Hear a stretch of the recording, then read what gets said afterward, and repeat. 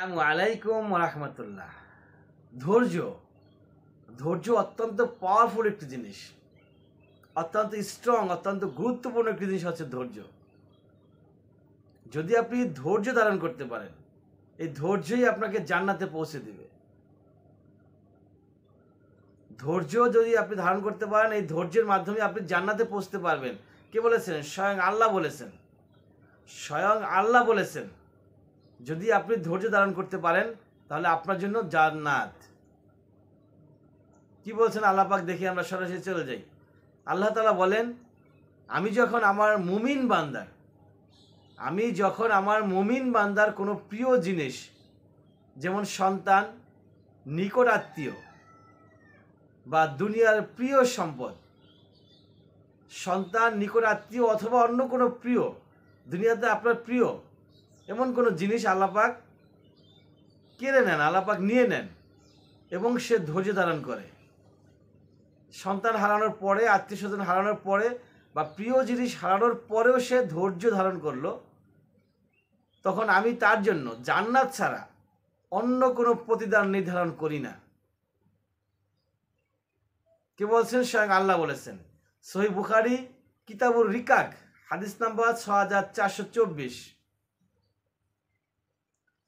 তাহলে ধৈর্য ধারণ করবো আমরা। সন্তান মারা গেল, আত্মীয় স্বজন মারা গেল, বা আমার প্রিয় জিনিস, আমার সবচেয়ে প্রিয় যে জিনিসটা আছে দুনিয়াতে, সেই জিনিসটা আল্লাহ পাক নিয়ে নিল, ধ্বংস করে দিল, তখন আমাকে ধৈর্য ধারণ করতে হবে। ধৈর্য কিভাবে ধরতে হবে?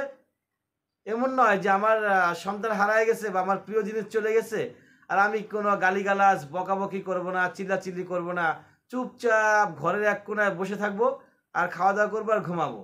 নো, এটার নাম ধৈর্য না। তখন আপনি আল্লাহর কাছে কান্না করবেন এবং নামাজ পড়বেন, প্রতি ওয়াক্ত নামাজ, এক ওয়াক্ত নামাজও মিস করবেন না। দান সদকা ঠিকঠাক মতো করবেন, বেশি আরো বাড়ায় দিবেন, ইস্তেগফার জিকির করবেন বেশি থেকে বেশি পরিমাণে, তাহলে সেটা হবে ধৈর্য। সন্তান হারানোর পরে আপনি চার দোকানে বসে বিড়ি খাবেন, টেনশন, আমার ছেলে মারা গেছে, আমার মেয়ে মারা গেছে, টেনশনে আপনি বিড়ি খাবেন, মদ খাবেন, গাঁজা খাবেন, সেটার নাম ধৈর্য না।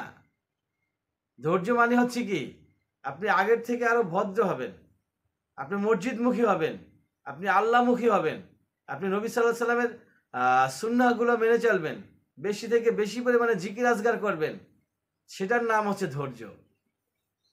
তাহলে ইনশাআল্লাহ তাআলা, আর এই ধৈর্যের কারণে আল্লাহ পাক দুনিয়াতে আপনাকে সফলতা দান করবেন, আখিরাতের কথা আল্লাহ বলেই দিয়েছেন, এবং দুনিয়াতেও আপনি সফল হবেন। সকল প্রকারের বিপদ আপদ, বালা মুসিবত, প্রবলেম থেকে আল্লাহ পাক আপনাকে উদ্ধার করবেন। ধৈর্যের চেয়ে পাওয়ারফুল পৃথিবীতে আর কিচ্ছু নাই। যদি অন্যায়ভাবে আপনার সাথে কেউ ঝগড়া লাগাইতে আসে, আপনি ধৈর্য ধারণ করলেন, তর্ক লেগে গেল, আপনি জানেন যে আপনি লিগেল, তারপর আপনি ধৈর্যের সাথে সেখান থেকে ফেরত চলে আসলেন, নবী মুহাম্মদ মুস্তাফা সাল্লাল্লাহু আলাইহি সাল্লাম আপনার জন্য জান্নাতে একটি ঘরের ওয়াদা দিয়েছেন।